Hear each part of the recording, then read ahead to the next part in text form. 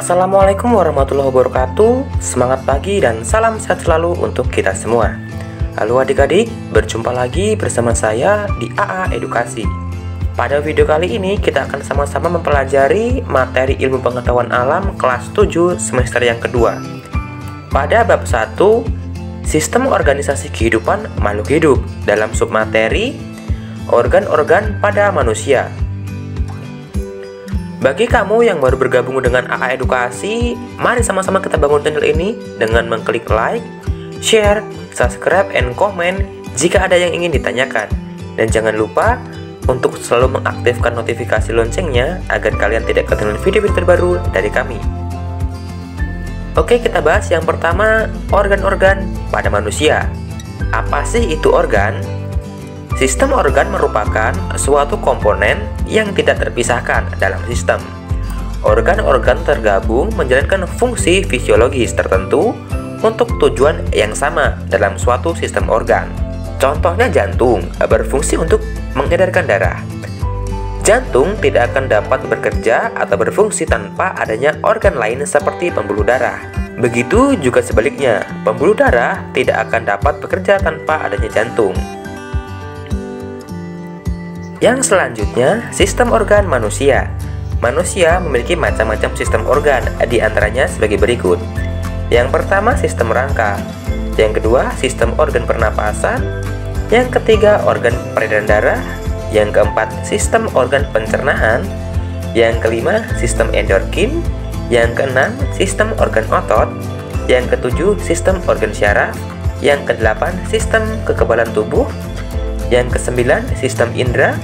Yang kesepuluh, sistem limfatik. Yang kesebelas, sistem organ reproduksi. Yang kedua belas, sistem ekskresi. Dan yang terakhir, sistem urinari. Kita bahas yang pertama, sistem rangka. Pembagian anatomi tubuh manusia yang pertama yaitu sistem rangka. Rangka manusia tersusun dari 206 tulang yang dihubungkan tendon, ligamen, dan tulang rawan. Berikut keterangan tulang-tulang yang tersusun dalam tulang rangka manusia atau kerangka manusia. Yang pertama, 8 buah tulang di kepala, 25 buah tulang di kerangka dada, 14 buah tulang di wajah, 26 buah tulang di belakang dan pinggul, 6 buah tulang di telinga dalam, 64 buah tulang di lengan, 1 buah tulang di lidah, dan 60 buah tulang di kaki. Yang kedua, kita bahas sistem organ pernapasan. Jadi, secara garis besar, proses sistem pernapasan manusia terdiri dari 6 organ, yaitu rongga hidung, laring, trakea, bronkus, bronkeolus, dan paru-paru.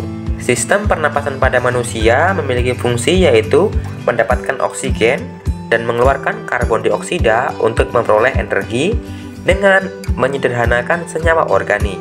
Terdapat 3 bagian dari sistem pernapasan utama, yaitu saluran napas, paru-paru, dan otot respirasi. Saluran napas berfungsi membawa udara melewati hidung menuju paru-paru. Saluran napas terdiri dari hidung, mulut, faring, laring, trakea, bronkus, dan bronkeolus. Paru-paru berfungsi untuk pertukaran oksigen ke dalam tubuh dan karbon dioksida keluar tubuh. Sedangkan otot respirasi termasuk diafragma dan otot interkostal yang bekerja sama memompa, mendorong udara masuk dan keluar dari paru-paru saat bernafas. Yang ketiga, kita bahas sistem organ peredaran darah. Sistem peredaran darah disebut juga dengan sistem kardiovaskular. Adalah sebuah sistem organ yang mengalirkan darah dari tubuh atau dalam tubuh. Sistem kardiovaskular terdiri dari 2 organ penting, yaitu jantung dan pembuluh darah. Sistem kardiovaskular berfungsi untuk mensirkulasikan darah ke dalam sebuah atau ke seluruh tubuh agar terjadi pertukaran gas, nutrien, hormon, sampah metabolisme, dan senyawa lainnya seperti obat. Sistem peredaran darah terdiri atas 1 jantung, 2 darah, 3 pembuluh darah. Pembuluh darah terdiri dari pembuluh darah arteri dan pembuluh darah vena. Ada juga pembuluh darah limfa dan kelenjar limfa serta cairan limfa. Sistem peredaran darah memiliki suatu fungsi, yaitu untuk mengangkut sari-sari makanan dari usus halus ke seluruh tubuh. Yang keempat, kita bahas sistem organ pencernaan. Sistem pencernaan terdiri atas rongga mulut. Di dalamnya terdapat gigi, lidah, dan kelenjar ludah. Saluran pencernaan dimulai dari kerongkongan, lambung, usus halus, usus besar, rektum, dan anus. Ada kelenjar pencernaan, hati, dan pankreas. Sistem pencernaan memiliki fungsi yaitu untuk mencerna makanan agar bisa diserap tubuh. Yang selanjutnya kita bahas sistem endorfin.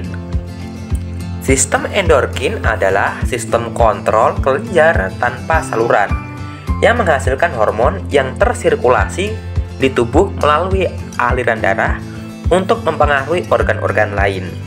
Sistem endorfin disusun oleh kelenjar-kelenjar endorfin. Kelenjar endorfin mensekresikan senyawa kimia yang disebut hormon. Hormon merupakan senyawa protein atau senyawa steroid yang mengatur kerja proses fisiologis tubuh. Sistem endorfin terdiri dari beberapa kelenjar yang mengeluarkan hormon ke dalam darah. Kelenjar tersebut yaitu hipotalamus, kelenjar pituitari, kelenjar pineal, kelenjar tiroid, kelenjar paratiroid, kelenjar adrenal, pankreas, dan kelenjar kelamin. Kelenjar tersebut akan bekerja sesuai dengan rangsangan yang diterima dari sistem syaraf pusat dan reseptor kimiawi di dalam darah dan hormon yang diproduksi oleh kelenjar lain. Selanjutnya kita bahas sistem organ otot. Sistem organ otot adalah sistem organ pada hewan dan manusia yang mengizinkan makhluk hidup tersebut untuk bergerak. Sistem otot tersusun atas otot rangka sebagai alat gerak aktif karena menggerakkan tulang. Ada otot polos terdapat pada organ-organ tertentu seperti lambung dan juga otot jantung. Sistem otot berfungsi untuk menentukan postur tubuh sebagai alat gerak dan menyimpan glikogen. Yang selanjutnya ada sistem organ saraf. Sistem organ saraf merupakan jaringan kompleks yang memiliki peran penting untuk mengatur setiap kegiatan dalam tubuh. Sistem organ saraf terdiri atas sistem syaraf pusat, yaitu otot besar, batang otak, otak kecil, dan sumsum tulang belakang. Sedangkan saraf terdiri atas 12 pasang saraf otak dan 31 pasang saraf punggung. Saraf tepi ini memiliki hubungan dengan alat-alat indera. Sistem saraf ini memiliki suatu fungsi untuk menerima dan merespon rangsangan dari luar. Selanjutnya kita bahas sistem kekebalan tubuh. Sistem kekebalan tubuh memiliki fungsi untuk pertahanan tubuh terhadap bakteri, virus, dan patogen lainnya yang berbahaya. Getah bening, limpa, sumsum tulang, limfosit termasuk sel B dan sel T, timus, dan leukosit termasuk dalam sistem kekebalan tubuh. Yang selanjutnya ada sistem indera. Anatomi tubuh manusia yang terakhir yaitu sistem indera yang berfungsi untuk menerima rangsang yang berasal dari lingkungan sekitar. Terdapat 5 sistem indera disebut dengan panca indera, diantaranya sebagai berikut. Yang pertama, indera penglihatan dengan menggunakan mata. Yang kedua, indera pendengaran dengan menggunakan telinga. Yang ketiga, indera penciuman melalui hidung. Yang keempat, indera peraba yang dapat dirasakan melalui kulit. Dan yang terakhir, indera pengecap menggunakan lidah. Yang selanjutnya ada sistem limfatik. Sistem limfatik merupakan sistem yang berperan pula terhadap pertahanan tubuh. Sistem limfatik terdiri dari kelenjar getah bening, saluran getah bening, dan pembuluh getah bening. Tugas utamanya yaitu membuat dan menyalurkan getah bening yang dapat membantu tubuh melawan infeksi. Selain itu, sistem limfatik juga membantu menghilangkan cairan getah bening dari jaringan tubuh dan mengembalikan ke darah. Selanjutnya ada sistem organ reproduksi. Sistem reproduksi pada jantan terdiri atas yaitu testis, vas deferens, ductus epididymis, kelenjar prostat atau prostat, dan uretra. Sedangkan sistem reproduksi betina terdiri atas indung telur, rahim, oviduk, dan vagina. Sistem reproduksi ini memiliki suatu fungsi, yaitu sebagai alat perkembangbiakan. Berikutnya ada sistem ekskresi. Sistem ekskresi berfungsi untuk mengeluarkan zat sisa yang tidak dibutuhkan lagi oleh manusia. Organ-organ ekskresi terdiri dari ginjal, hati, kulit, dan paru-paru. Organ hati berfungsi mengeluarkan empedu, kulit berfungsi mengeluarkan keringat, dan paru-paru mengeluarkan uap air dan karbon dioksida. Selanjutnya ada sistem urinaria. Sistem urinaria atau perkemihan juga termasuk dari sistem ekskresi. Tetapi sistem urinaria terdiri dari ginjal, ureter, kandung kemih, dan uretra. Ginjal berfungsi menyaring darah untuk membuang limbah dan menghasilkan urin. Ureter, kandung kemih, dan uretra bersama-sama membentuk saluran kemih yang berfungsi mengalirkan urin dari ginjal, menyimpannya, dan kemudian melepaskannya saat buang air kecil. Selain menyaring dan menghilangkan limbah dari tubuh, sistem urinaria juga dapat mempertahankan homeostasis air, ion, pH, tekanan darah, kalsium, dan sel darah merah.